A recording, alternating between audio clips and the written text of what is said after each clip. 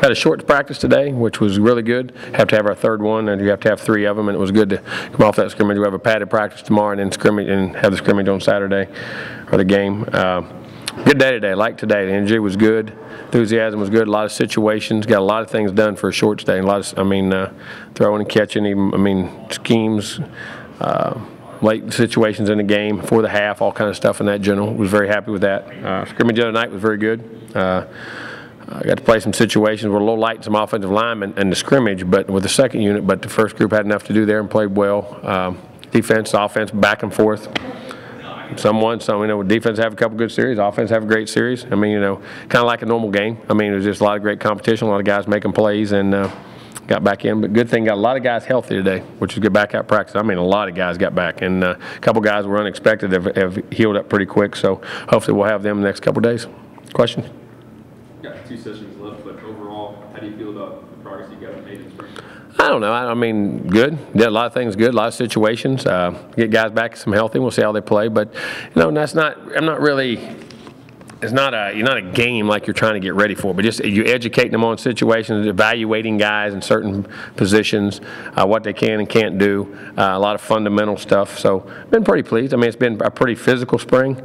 Most part, guys learning what to do and how to compete, and that's the thing. Understanding situations, how to handle clock situations, down and distance, field position. That's one of the main things I think kids of this generation don't get a lot of. And I think you got to educate them extensively on, because everything's like a no-huddle deal. Everybody goes fast, fast, fast, but you got to understand situations, clock, and then when you really manage it at the end of a game, it's a whole different situation. So trying to get a lot of that done and still be physical and play the run in, run the ball. So I've been pretty pleased. What have you thought of Ricky and Logan so far this spring? Up and down. Now Logan lately, I think Logan's had a much better spring. Logan's really punting the ball extremely well. He hit it really good today. Kickoffs were good. Ricky's had some really good days. A couple of days were okay, and then he'll battle back, but needs to get a little more consistency. What are you seeing last year with Logan, with him learning as a punter, because he did other things in high school? He punted, though. He was a punter. Where have you seen that growth? Is it just his... Just fundamentals. No, just the fundamentals with Logan as far as your drop, your steps. It's all a process, too, and getting more consistent on that, which allowed, because he has a tremendous, tremendous leg. And when he hits it like today, he was lights out today. And, when you have those days, it's really good. And he's been very, very consistent probably the last 5, 6, 7 practices. First one's up and down, have some good ones and bad, but he's really just working on his technique, and getting it off quick and doing a good job. So would there be chances for him in long-distance field goal situations? I ain't worried about it. I'm trying to just punt and field goal. Let's kick him from 42 to 45 yards in, and we'll figure the rest of it out later. Saw Josh Ball back out there today? Yeah, that's what I say. He had a lot of guys back. Josh Ball was out there. Ricky Leonard was out there. Keith Gavin was back. Keith Gavin even practiced, almost half practice. So he'll be back and stuff tomorrow. Cam Akers was back out there. Ryan Green was back out there. Derek Kelly was back out there. There's some more. You'll ask me about them. I'll see if they're out there. But some of the guys were banged up. We had a lot of them come back. Jimbo, I know you said the quarterbacks went live in the first scrimmage, I think it was. When was the last time you did that? I know you've done it before, but... Every year. Are you doing it every year? Did it with Jameis. Did you do it last year with DeAndre? Mm-hmm. Did it this year with DeAndre. Did DeAndre was live? Yeah. Why did you decide to make DeAndre live? Because it makes it realistic. Because it's hard to judge a scrimmage if a guy's going to get a sack, you ain't going to get a sack. It makes you play, and you're getting bad habits. And you got to play through stuff. And as a team, you have to get through that, and they have to learn to do that. Now the line has to learn to do that. And defense learns to have to get a guy on the ground. I've always done it. Done it every year. I've done it every year since I've ever coached in the history of my life. So what do you tell your defense that you want to get him on the ground, but he's the quarterback too? You don't want to... Knock the piss out of his ass. He's on the other team. You can hit a guy hard without driving him in the ground, but you got to hit him. Unless you don't want to play, I'm going to get somebody that will. That's their job. It's your job. When it's offense, defense, you're a team, and you learn to practice against each other, and you learn to do things, but you got to play live, and that makes him better. So we used to turn Jameis live. And Delvin them didn't back up. They knocked the heck out of him. Timmy and them, they knocked the heck out of him. That's the way you play. Will you try to draft rosters, or do you have to split them up? I'll look today and see if we got numbers, but it looks like we got enough for a draft, hopefully. I'll double check that tonight and make sure on the injury report tomorrow and how we get through tomorrow's practice, and we'll see. But hopefully it'll be enough for a draft. Format be what you usually have done, or do Similar, very similar. Well, look, I'm looking at it now. I pulled it back out. It looks good, but I may adjust a couple little things. Excuse me. Jimbo, since the first scrimmage, have you seen guys be more cognizant of being more vocal on something they call for after the first one? At times, but again, that doesn't come till you really understand what you're doing and confidence comes in. You know what I'm saying? You can't force a guy to do that. But in much as being vocal as a leadership, but vocal in communication. You know what I mean? You got to be vocal to communicate your calls and doing those things, and that is leadership too. People don't realize that, but that's leadership too. They're learning to do that. You mentioned Telvin. Good to have him and Jacoby out there. Yeah, it was good. I hadn't seen him in a little while. I talked to him a couple times, and of course he ain't changed. He's still the same guy. I mean, it's fun. It's just good to see him and all the things he's been through and what he's doing and how successful he is. I'm proud of him and happy for him. Seems like he really embraces the idea of coming back and talking to guys. He loves this place. He loves what he put in, and he knows. He had some knucklehead things early in his career, but he was never, I mean, the bad guy, and fought through them and what he's come through and what he's done and what he represents and the leadership he had and just the attitude he brought was an amazing thing. And then talking to them guys, I haven't talked to the guys today about it. He didn't care. He was a leader. He didn't care if you liked him or not. He wasn't there to be liked. He was there to win and do the right things, but he was always a great teammate, and they loved him for it. Trying to get them guys to understand, not that we're trying to do that, but it was great he was around here today. It worked out perfect. Teams are increasingly getting rid of their spring game, but you've been pretty adamant about the importance of having. Wow, who's getting rid? People getting rid of it? Oh yeah, a lot of teams that don't do the traditional spring game in the stadium. Who's that? Miami isn't doing it this year either. They're doing it at a high school stadium, huh? I think their stadium's not going. They had an issue with the stadium. Yeah, but they're going to a high school stadium and have one. I did a story, I think it's 2014. There were a good amount of teams that.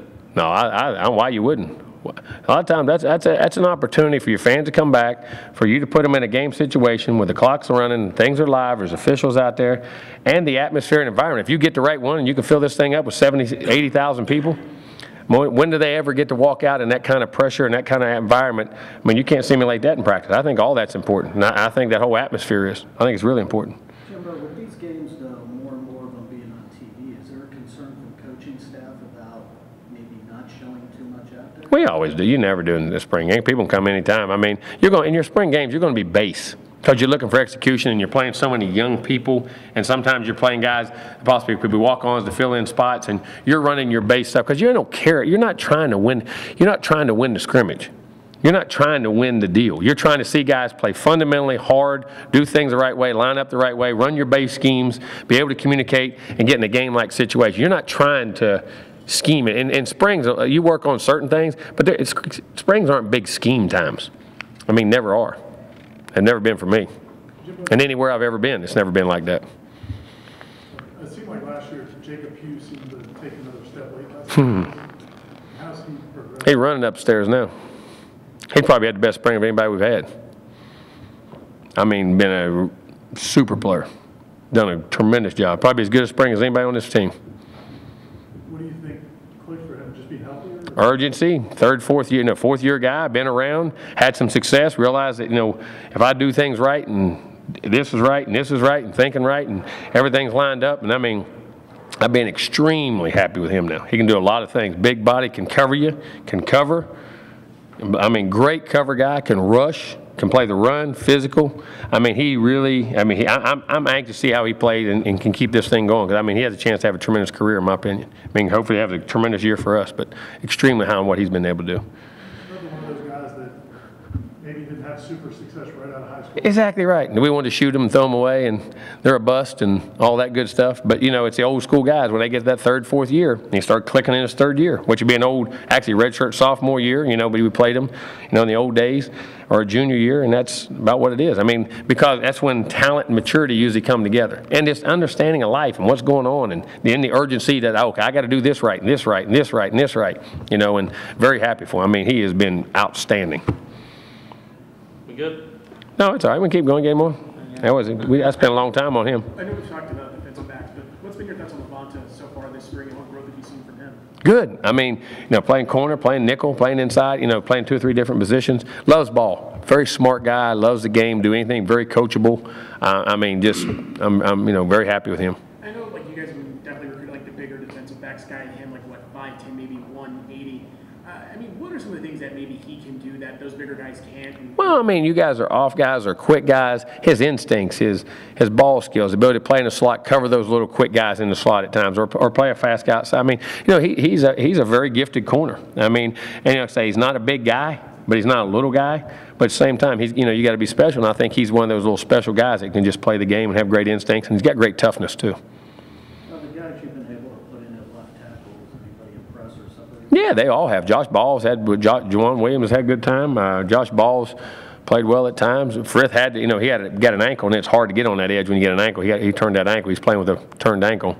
But he's been out there. Ricky, when he went over there a little bit, but we left him at right for most of the time.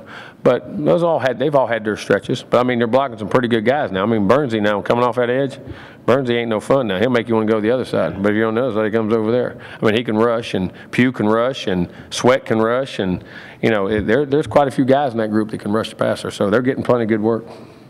You say with offense, every little thing matters. It does on defense too, but it's just harder. The timing, the rhythm. With punt returns, is it the same thing too, with coverage? Getting guys held up, make sure they get room to run it, and that you can get the ball out of the punter's foot on time. Because I mean, and these guys today, man, I'm telling you, I've never been around, and you see it in the NFL now.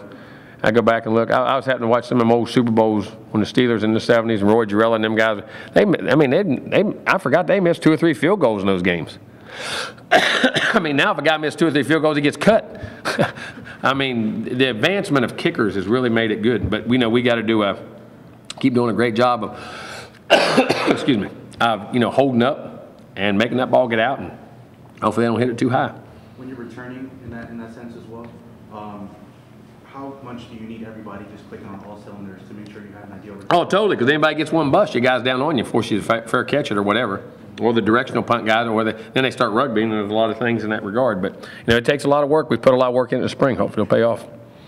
How about guys like Darvin Taylor, Adam Torres, guys who missed a lot? Let me tell you this, Darvin Taylor's going to be a really good player. He and Cedric Wood have had really good springs. Very high on those two. He and Ced Wood have jumped out at me inside. Taylor is really coming on. He's athletic, he's strong, he's powerful, he's smart. He got a chance to be a really good player. And then Ced Wood is starting to come on. How bad was that shoulder injury? Bad. Just had to get it cleared up. Took 2 years. I mean, and came with it. He got banged up, but really hurt a lot in high school. See, a lot of these guys, you get those injuries, man. They've happened in high school, and guys haven't been able to fix them, or people can't fix them, or didn't get evaluated the right way, or things like that. But it was significant. But I'm gonna tell you what, he's rehabbed it really well, and he's been super this spring. I mean, he's got a chance to be a really, really good player. Big, strong, athletic guy. That's a good question. I'm glad you brought him up. Nobody's asked about him. I didn't think about it, but he's played really, really happy with his future. What about a guy like Adam Torres? He's another guy. Okay, just getting back off the injuries. He's been out there and it's good. He got out here the second half of spring. I mean, he had rods put in both legs now. I mean, he had those rods in those legs, and it's been amazing for him to get back out there. So it's still too early to see on that. But he's out there. It's great to see him. The last one back, and it's up to Bello. Bello's getting better. Offensive line. Him. Janarius, there's another guy up there is getting better. Trying to think of whom I'm missing. Those guys. Of course, Wally and Fred's had good springs, but those other 2 young tackles been really good. And am I missing anybody else on the defensive front? Josh Brown's been solid. Emmett Rice has been good. D-Jack's okay. He's been okay. Needs to play more consistently, be more physical. Some things he's doing. Young DBs have all been really good. Stanford Salmon's been outstanding. Fagan's been really good. Bruton was doing it. We got banged up, but 19. Westbrook. I'm sorry, but he's done a really good job at nickel and in the slot and back at safety. He's had a good there one. Trey Marshall's had an outstanding spring. I mean, Trey has played outstanding.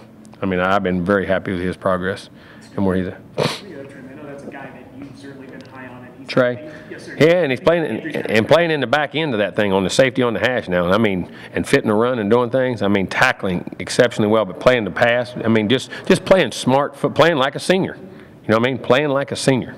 I mean, really playing good football.